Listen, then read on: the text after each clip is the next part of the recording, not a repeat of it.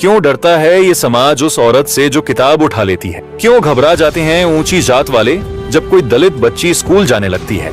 क्या इसलिए क्योंकि वो जानते हैं कि अगर एक औरत या एक दलित पड़ गया तो उनके बनाए हुए झूठे नियम टिक नहीं पाएंगे?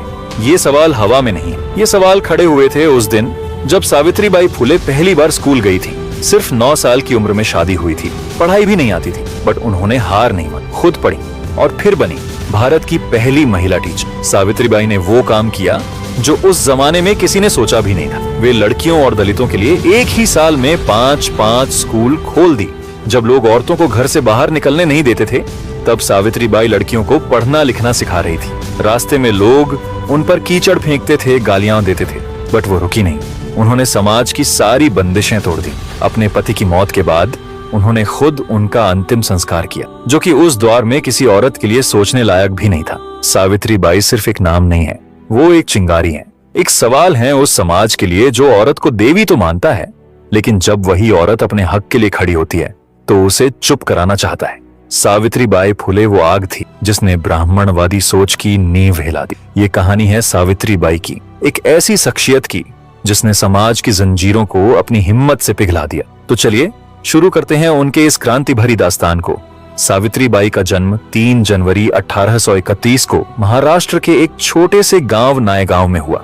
वे माली समुदाय से थीं, एक ऐसी जाति जिसे समाज निचला मानता था। उस समय भारत दोहरे शोषण की आग में जल रहा था। एक तरफ ब्रिटिश हुकूमत की गुलामी थी, तो दूसरी तरफ समाज को जाति, लिंग भेद और अशिक्षा की जंजीरों ने जकड़ रखा था। औरतों की हालत सबसे बदतर थी। बाल विवाह, सती प्रथा और विधवा बहिष्कार जैसी अमानवीय प्रथाएं उनके जीवन को नरक बना रही थी। शिक्षा तो औरतों के लिए दूर की कौड़ी थी। दलितों और निचली जातियों को तो स्कूल के दरवाजे तक पहुंचने का भी हक नहीं था। ऐसे ही अंधेरे और रूढ़िवादी समय में सावित्रीबाई फुले का जन्म हुआ। महज 9 साल की उम्र में उनकी शादी ज्योतिराव फुले से कर दी गई थी, जो उस समय सिर्फ 13 साल के थे। ज्योतिराव खुद एक माली परिवार से आते थे और आगे चलकर एक बड़े समाज सुधारक बने। यहाँ मैं आपको बता दूं कि मैंने ज्योतिबा फुले के जीवन और उनके परिवार के इतिहास पर पहले ही 2 डिटेल वीडियो बना दिया हूँ। अगर आप उनके पारिवारिक जीवन और बैकग्राउंड के बारे में और जानना चाहते हैं तो ऊपर दिए गए आई बटन पर क्लिक करके वो वीडियो जरूर देखिए। खैर, अपने टॉपिक पर वापस आते हैं तो यह शादी उस दौर की रीत थी, लेकिन सावित्रीबाई के लिए यह एक नए सफर की शुरुआत थी। उन्हें भी नहीं पता था कि यह बंधन उन्हें एक ऐसी राह पर ले जाएगा जहां वे समाज की नींव हिला देंगी। सावित्रीबाई उस समय अशिक्षित थीं। उस दौर की तमाम लड़कियों की तरह सावित्रीबाई भी पढ़ लिख नहीं पाई थीं, लेकिन उनकी जिंदगी में एक ऐसा शख्स आया जिसने उनके भीतर की चिंगारी को हवा दे दी, और वो थे उनके पति ज्योतिराव फुले। ज्योतिराव मानते थे कि शिक्षा वह हथियार है जो समाज की हर बुराई को खत्म कर सकता है। उन्होंने सावित्रीबाई को पढ़ना लिखना सिखाया। सावित्रीबाई ने इस मौके को दोनों हाथों से थामा। उनकी मेहनत और लगन ने उन्हें जल्दी ही एक विदुषी महिला बना दिया। ज्योतिराव के मार्गदर्शन में सावित्रीबाई ने न सिर्फ किताबों को पढ़ा, बल्कि समाज की सच्चाई को भी समझा। वे देखती थीं कि औरतों और दलितों को कैसे हर कदम पर अपमानित किया जाता है। उनके भी मन में एक आग जल रही थी, और यह आग थी बदलाव की, बराबरी की। ज्योतिराव के साथ मिलकर उन्होंने ठान लिया कि वे समाज के इस अंधेरे को मिटाएंगे, लेकिन यह राह आसान नहीं। सावित्रीबाई ने ज्योतिराव के साथ मिलकर पुणे में लड़कियों के लिए पहला स्कूल साल 1848 में खोला। यह कोई साधारण कदम नहीं था, ये उस समाज के मुंह पर तमाचा था जो औरतों को शिक्षा का हक देने से इनकार करता था। सावित्रीबाई भारत की पहली महिला शिक्षिका बनी, लेकिन इस क्रांतिकारी कदम का स्वागत फूलों से नहीं बल्कि पत्थरों, कीचड़ और गोबर से हुआ। जब सावित्रीबाई स्कूल जाती थीं, तो लोग उन पर गंदगी फेंकते, गालियां देते और धमकियां देते। रूढ़िवादी समाज को लगता था कि औरतों को पढ़ाना उनके संस्कारों के खिलाफ है, लेकिन सावित्रीबाई अपने पथ पर अड़ी रही।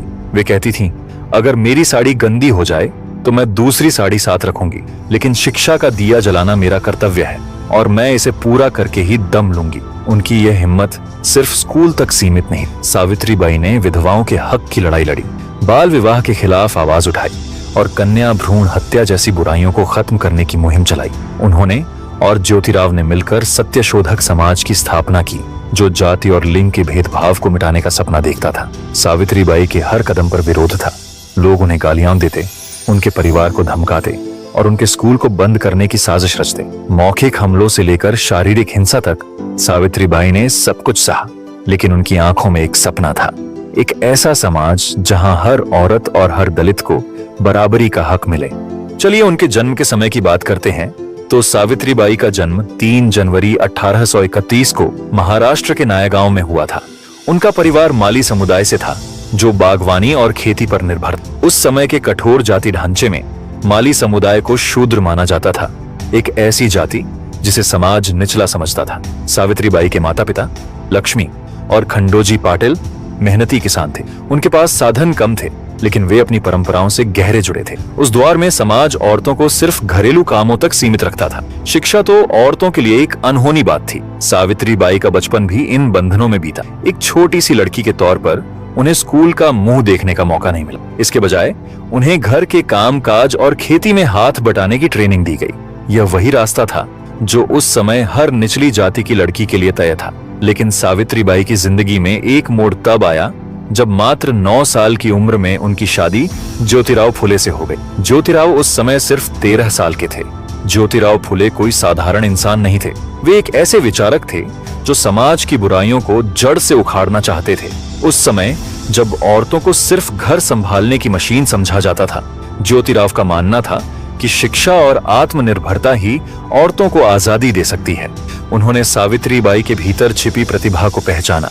जहां समाज सावित्रीबाई को सिर्फ एक बलवधू के रूप में देखता था, ज्योतिराव ने उनकी बुद्धिमत्ता और हौसले को देखा। ज्योतिराव ने सावित्रीबाई को पढ़ना लिखना सिखाया। यह कोई आसान काम नहीं था। एक अशिक्षित लड़की को शिक्षा देना उस समय समाज के लिए अपराध जैसा था। लेकिन ज्योतिराव और सावित्रीबाई ने मिलकर हर रुकावट को चुनौती दी। सावित्रीबाई ने रात दिन मेहनत की। उनकी लगन ने उन्हें जल्दी ही एक पढ़ी लिखी महिला बना दी। ज्योतिराव ने उन्हें न सिर्फ किताबें पढ़ाई, बल्कि सुधारकों और दार्शनिकों के विचारों से भी जोड़ा। इन विचारों ने सावित्रीबाई की आंखें खोल दी।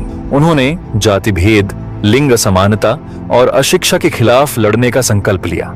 सावित्रीबाई और ज्योतिराव का यह मिशन आसान नहीं था। उनके परिवार और समाज ने उनका कड़ा विरोध किया। रूढ़िवादी लोग उनके विचारों को परंपराओं के लिए खतरा मानते थे। सावित्रीबाई को गालियां दी गईं, धमकियां मिली और उनके परिवार को समाज से बहिष्कृत करने की कोशिश की गई। लेकिन सावित्रीबाई और ज्योतिराव डटे रहे। वे जानते थे कि उनका मकसद बड़ा है। वे सिर्फ अपनी जिंदगी नहीं, बल्कि पूरे समाज को बदलना चाहते थे। सावित्रीबाई ने अपनी पढ़ाई को और आगे बढ़ाया। उन्होंने अहमदनगर और पुणे में शिक्षक प्रशिक्षण संस्थानों में दाखिला लिया। यह उस समय की औरतों के लिए असंभव सा कदम था, लेकिन सावित्रीबाई ने हर बाधा को पार किया। उनकी मेहनत और ज्योतिराव का साथ उन्हें महाराष्ट्र की पहली शिक्षित महिला बनने की ओर ले गया। साल 1848 में सावित्रीबाई और ज्योतिराव ने पुणे के भिडेवाड़ा में लड़कियों के लिए पहला स्कूल खोला। यह कोई साधारण स्कूल नहीं था। यह उस समाज के खिलाफ बगावत थी जो औरतों की शिक्षा को पाप मानता था। उस समय लोग कहते थे, औरतों को पढ़ाने की क्या जरूरत, उनका काम तो घर संभालना है। लेकिन सावित्रीबाई और ज्योतिराव ने इन बातों को ठुकरा दिया। यह स्कूल सिर्फ अमीरों या ऊंची जातियों के लिए नहीं था। यहाँ हर जाति और हर समुदाय की लड़कियां पढ़ सकती थीं। सावित्रीबाई की शिक्षण शैली अनोखी थी। वे सिर्फ रटवाने में यकीन नहीं रखती थीं। उनका पाठ्यक्रम पढ़ना लिखना, गणित, नैतिक शिक्षा और आलोचनात्मक सोच पर केंद्रित था। वे अपनी छात्राओं को सामाजिक अन्याय पर सवाल उठाने के लिए प्रोत्साहित करती थीं। लेकिन यह क्रांतिकारी कदम समाज को मंजूर नहीं। सावित्रीबाई को स्कूल जाते वक्त पत्थर, कीचड़ और गोबर का सामना करना पड़ता था। लोग उन्हें गालियां देते, उनके कपड़े गंदे करते, लेकिन सावित्रीबाई ने हार नहीं मानी। वे अपने साथ एक अतिरिक्त साड़ी रखती थीं ताकि हमले के बाद कपड़े बदल सकें। उनकी यह हिम्मत उनके मिशन के प्रति उनकी आस्था को दिखाती थी। वे कहती थीं, शिक्षा का दिया जलाना मेरा कर्तव्य है और मैं इसे हर हाल में पूरा करूंगी। सावित्रीबाई और ज्योतिराव ने अपने पहले स्कूल की सफलता को और आगे बढ़ाया। उन्होंने 1851 तक 3 स्कूल खोल लिए, जहां 150 से ज्यादा छात्राएं पढ़ रही थीं। यह उस समय के लिए एक अविश्वसनीय उपलब्धि थी। उनके स्कूल सिर्फ लड़कियों तक सीमित नहीं, उन्होंने हाशिए पर पड़े समुदायों के बच्चों के लिए भी स्कूल खोले। सावित्रीबाई का मानना था कि शिक्षा सिर्फ अक्षरों को पढ़ना लिखना नहीं, बल्कि समाज को ऊपर उठाने का सबसे बड़ा हथियार है। वे जानती थीं कि अगर औरतें शिक्षित होंगी तो वे न सिर्फ अपनी जिंदगी बदलेंगी, बल्कि पूरे समाज को नई दिशा देंगी। उस समय लोग औरतों की शिक्षा को बेकार बल्कि हानिकारक मानते थे, लेकिन सावित्रीबाई ने इस धारणा को जड़ से उखाड़ फेंका। उनके स्कूल सिर्फ किताबी ज्ञान देने की जगह नहीं थे, वे ऐसी जगह थे जहां लड़कियां, खासकर दलित और हाशिए की पृष्ठभूमि से आने वाली लड़कियां, आत्मसम्मान और स्वतंत्रता का सपना देख सकती थीं। सावित्रीबाई अपनी छात्राओं को न सिर्फ पढ़ना लिखना सिखाती थीं, बल्कि उन्हें सामाजिक बुराइयों के खिलाफ सवाल उठाने की हिम्मत भी देती थीं। सावित्रीबाई का यह मिशन उन्हें सशक्तिकरण की प्रतीक बना गया। उनकी मेहनत ने न सिर्फ उनकी छात्राओं को प्रेरित किया, बल्कि उन तमाम औरतों को उम्मीद दी जिन्हें समाज ने उनके लिंग या जाति की वजह से हक से वंचित रखा था। सावित्रीबाई की लड़ाई सिर्फ शिक्षा तक सीमित नहीं थी। उन्होंने उस समय की सबसे अमानवीय प्रथाओं को भी चुनौती दे डाली। विधवाओं के साथ होने वाला व्यवहार उस समय समाज का सबसे काला सच था। विधवाओं को सिर मुंडवाने, सफेद साड़ी पहनने और समाज से बहिष्कृत होने के लिए मजबूर किया जाता था। सावित्रीबाई ने इस अन्याय के खिलाफ आवाज उठाई। उन्होंने और ज्योतिराव ने मिलकर विधवाओं के लिए देखभाल गृह बनाए। ये गृह सिर्फ आश्रय नहीं थे, ये उन औरतों के लिए एक नई शुरुआत थी जिन्हें समाज ने ठुकरा दिया था। यहाँ विधवाएं शोषण और सामाजिक तिरस्कार के डर के बिना सम्मान के साथ जी सकती थीं। सावित्रीबाई ने विधवा पुनर्विवाह को भी बढ़ावा दिया। वे कहती थीं, हर औरत को अपनी जिंदगी को गरिमा के साथ दोबारा शुरू करने का हक है। यह उस समय की सबसे बड़ी बगावत थी। उस समय समाज में बेटियों का जन्म एक बोझ माना जाता था। कन्या भ्रूण हत्या और नवजात शिशुओं की हत्या आम थी। सावित्रीबाई का दिल इस क्रूरता को देखकर पसीज उठा। उन्होंने और ज्योतिराव ने परित्यक्त शिशुओं की देखभाल के लिए एक गृह स्थापित किया। इस गृह का मकसद था नवजात बेटियों की जान बचाना और समाज में यह जागरूकता फैलाना कि हर बच्चा अनमोल है। सावित्रीबाई ने न सिर्फ इन बच्चों को पाला, बल्कि समाज को यह संदेश दिया कि बेटियां बोझ नहीं, बल्कि भविष्य की ताकत है। उनकी यह पहल उस समय के लिए क्रांतिकारी थी, क्योंकि यह सीधे तौर पर पितृसत्तात्मक सोच को चुनौती दे रही थी। सावित्रीबाई जानती थीं कि शिक्षा के साथ साथ आर्थिक स्वतंत्रता भी औरतों के लिए जरूरी है। उन्होंने औरतों को सिलाई, बुनाई और दूसरे व्यावसायिक कौशल सिखाने की शुरुआत की। इन कौशलों ने औरतों को आत्मनिर्भर बनाया। वे अब अपने और अपने परिवार का खर्च उठा सकती थीं, जिससे उनकी पुरुषों पर निर्भरता कम हुई। यह कदम छोटा लग सकता है, लेकिन उस समय यह एक बहुत बड़ा बदलाव था। सावित्रीबाई ने औरतों को न सिर्फ किताबें थमाई, बल्कि उनके हाथों में आजादी का हथियार भी दिया। सावित्रीबाई ने देखा कि दलित और हाशिए की औरतें दोहरे शोषण का शिकार थीं, एक तो लिंग की वजह से और दूसरा जाति की वजह से। उनके स्कूल और देखभाल गृह समावेशी थे।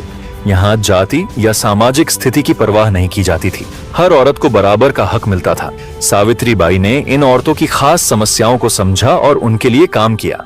उन्होंने उन औरतों को आवाज दी जिन्हें समाज ने चुप कर रखा था। अपनी कविताओं और भाषणों के जरिए सावित्रीबाई ने औरतों के साथ होने वाले अन्याय को उजागर किया।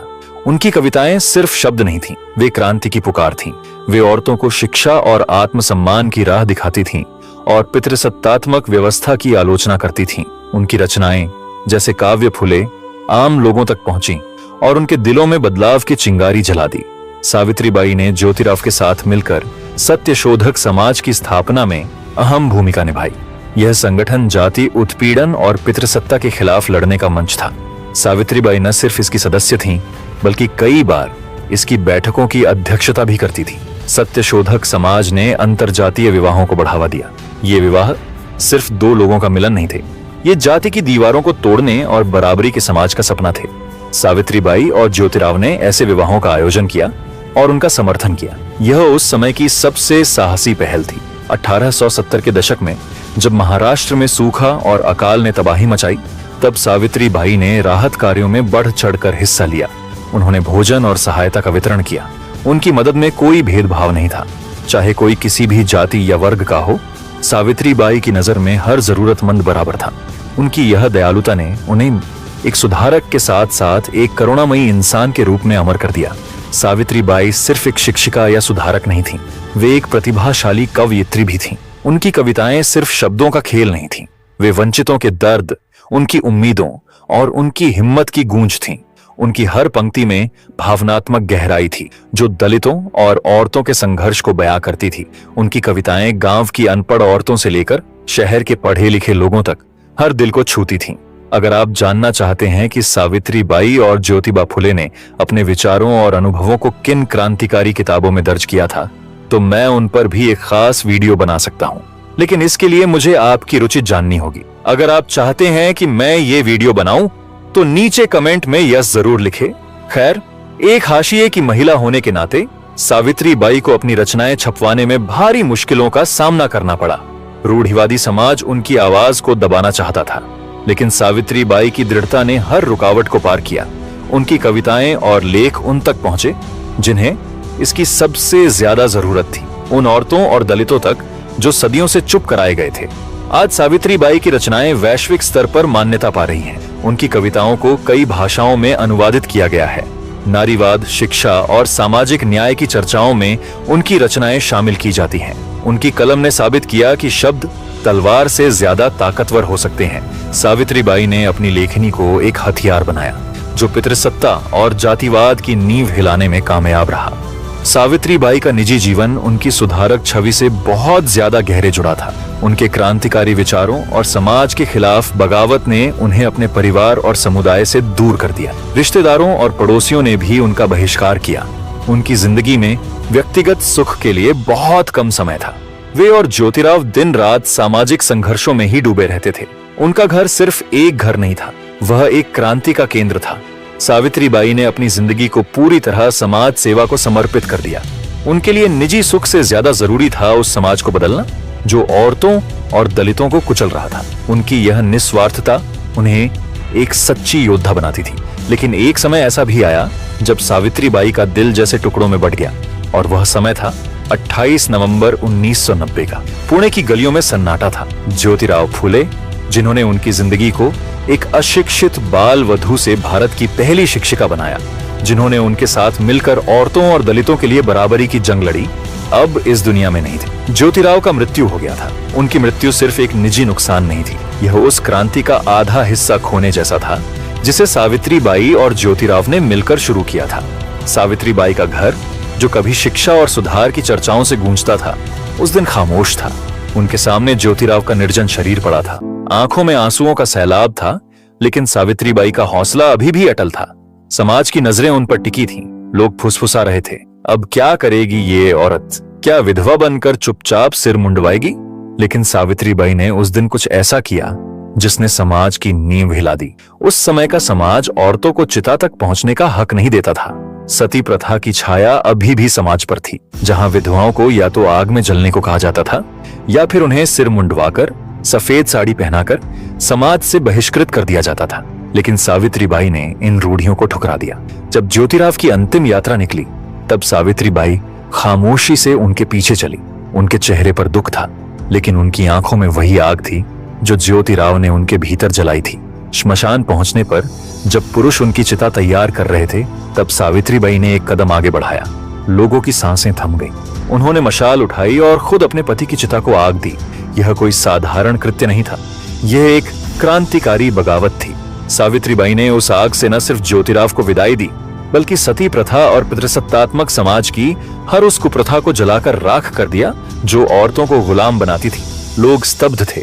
कुछ ने इसे अपमान माना, कुछ ने इसे पाप कहा, लेकिन सावित्री बाई की नजर में यह उनके और ज्योतिराव के साझा सपने का सम्मान था। एक ऐसा सपना जहां औरतें बराबरी से जी सकें। सावित्री बाई ज्योतिबा की मृत्यु के बाद भी उनके बताए हुए रास्ते से लोगों की मदद करती रही। उनकी जिंदगी का आखिरी अध्याय उनकी निस्वार्थता की सबसे बड़ी मिसाल है। 1897 में जब महाराष्ट्र में प्लेग की महामारी फैली, तब सावित्री बाई 1897 में अपने बेटे यशवंतराव के साथ मिलकर प्लेग मरीजों के इलाज के लिए पुणे में एक अस्पताल खोल दिए, जिसमें सावित्री बाई ने पीड़ितों की मदद के लिए खुद को झोंक दिया। उन्होंने पुणे में एक अस्पताल खोला जहां वे दिन रात मरीजों की देखभाल करती थीं। उनकी नजर में कोई भेदभाव नहीं था, हर मरीज उनके लिए बराबर था। लेकिन यह निस्वार्थ सेवा उनकी जिंदगी की कीमत बन गई। वह अपनी बाहों में 10 वर्षीय प्लेग से पीड़ित बच्चे को अस्पताल ले जाते समय वह स्वयं इस बीमारी का शिकार हो गईं, जिसके कारण वह 10 मार्च 1897 को सावित्री बाई इस दुनिया को अलविदा कह गईं। उनकी मृत्यु सिर्फ एक औरत की मृत्यु नहीं थी, यह एक क्रांति की शहादत थी। वे अपने मिशन के लिए जीं और उसी के लिए शहीद हुईं, लेकिन उनकी मशाल कभी नहीं बुझी। सावित्री बाई की मृत्यु के बाद उनकी विरासत और मजबूत हुई। उनके नाम पर शैक्षणिक संस्थान, पुरस्कार और छात्रवृत्तियां स्थापित की गईं। सावित्री बाई फुले पुणे विश्वविद्यालय, उनकी शिक्षा के प्रति प्रतिबद्धता का प्रतीक है। उनकी जयंती 3 जनवरी को पूरे भारत, खासकर महाराष्ट्र में महिला सशक्तिकरण और शिक्षा दिवस के रूप में मनाया जाता है। इस दिन सांस्कृतिक कार्यक्रम, सेमिनार और व्याख्यान आयोजित होते हैं जो उनकी क्रांति को जीवित रखते हैं। पुणे में उनका स्मारक है जहां उन्होंने पहला स्कूल खोला था, जो आज भी शिक्षा की उनकी लड़ाई को याद दिलाता है। भारत के कोने कोने में उनकी प्रतिमाएं खड़ी हैं, जो प्रेरणा और साहस की मिसाल हैं। उनकी जिंदगी पर आधारित वृत्तचित्र, फिल्में, नाटक और टेलीविजन सीरियल उनकी कहानी को नई पीढ़ियों तक ले जा रहे हैं। भारत सरकार और राज्य सरकारों ने उनकी विरासत को सम्मान दिया। बेटी बचाओ, बेटी पढ़ाओ जैसी योजनाएं सावित्रीबाई के लैंगिक समानता और शिक्षा के सपने को साकार करती हैं। उनकी पहुंच सिर्फ भारत तक सीमित नहीं रही, अंतर्राष्ट्रीय स्तर पर शोधकर्ता और शिक्षाविद उनकी भूमिका का अध्ययन करते हैं। नारीवाद और सामाजिक न्याय की वैश्विक चर्चाओं में सावित्रीबाई की प्रासंगिकता आज भी बरकरार है। सावित्रीबाई के विचार अपने समय से बहुत आगे थे। वे एक ऐसे समाज का सपना देखती थीं जहां जाति, लिंग या वर्ग की वजह से कोई भेदभाव न हो। उनका हर कदम, चाहे वह स्कूल खोलना हो, विधवाओं को आश्रय देना हो या कविताएं लिखना हो, बराबरी और न्याय की पुकार था। उनकी जिंदगी एक सबक है कि अगर हौसला हो तो कोई भी दीवार अटल नहीं रह सकती। आज भी उनके आदर्श हमें प्रेरित करते हैं। उनकी लड़ाई अब भी पूरी नहीं हुई है। औरतों और दलितों के लिए बराबरी का संघर्ष आज भी जारी है, लेकिन सावित्रीबाई ने जो मशाल जलाई वह हमें रास्ता दिखाती है। उनकी विरासत हमें याद दिलाती है कि बदलाव असंभव नहीं, बशर्ते हम हिम्मत न हारें। तो आओ सावित्रीबाई की इस आग को अपने भीतर जलाएं, उनके सपने को सच करें, क्योंकि जब तक एक भी औरत, एक भी दलित, एक भी इंसान बराबरी से वंचित है, तब तक सावित्रीबाई की क्रांति अधूरी है। उठो, जागो और उनकी मशाल को और ऊंचा करो, क्योंकि सावित्रीबाई फुले सिर्फ इतिहास नहीं, वे हमारा भविष्य है। अगर आपने वीडियो को यहां तक देखा है तो कमेंट में यस जरूर लिखिए, ताकि मुझे पता चले कि आप सावित्रीबाई और ज्योतिबा फुले द्वारा लिखी गई क्रांतिकारी किताबों के बारे में और जानना चाहते हैं। और हाँ, अगर आपको इतिहास की ऐसी ही प्रेरणादायक महिलाओं की कहानियां जानने में दिलचस्पी है तो रानी दुर्गावती और रानी लक्ष्मीबाई पर बना मेरा इन वीडियो को जरूर देखिए। साथ ही कमेंट में यह भी बताइए कि अगला वीडियो आप किस महान व्यक्तित्व पर देखना चाहेंगे। आपकी राय मेरे लिए बहुत मायने रखती है। तब तक के लिए जय हिंद, जय समानता।